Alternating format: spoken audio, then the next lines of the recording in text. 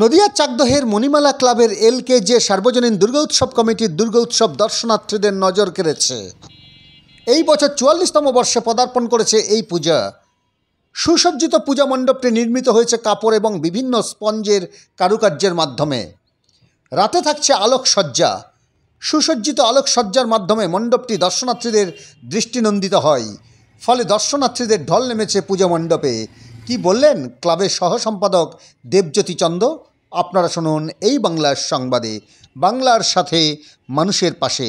নদিয়ার চাকদহের মণিমালার থেকে সমীর দাসের রিপোর্ট।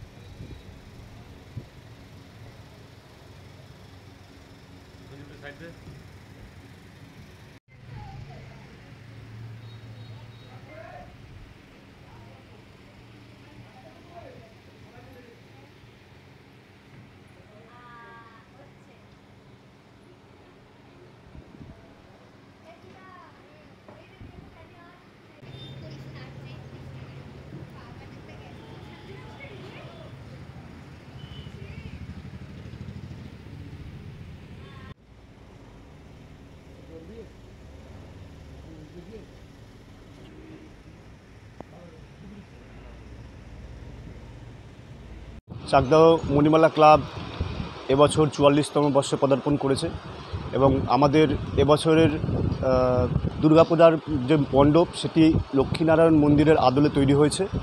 আর আলোকসজ্জা, বিশেষ করে আমাদের যেটা এবারের মেন জিনিস সেটা হচ্ছে লাইটের খেলা, পুরো আলোর খেলা। এটা সন্ধেবেলা আসলেই তবেই আলোটা দেখা যাবে। খুব সুন্দর আলোকসজ্জা এবং আমাদের দুর্গা প্রতিমা, যেটা 18 ফুট চওড়া দুর্গা প্রতিমা এবছর নতুন আমরা এই বছর নতুন করেছি। এটা আমাদের চমক, এটাই বিশেষ চমক।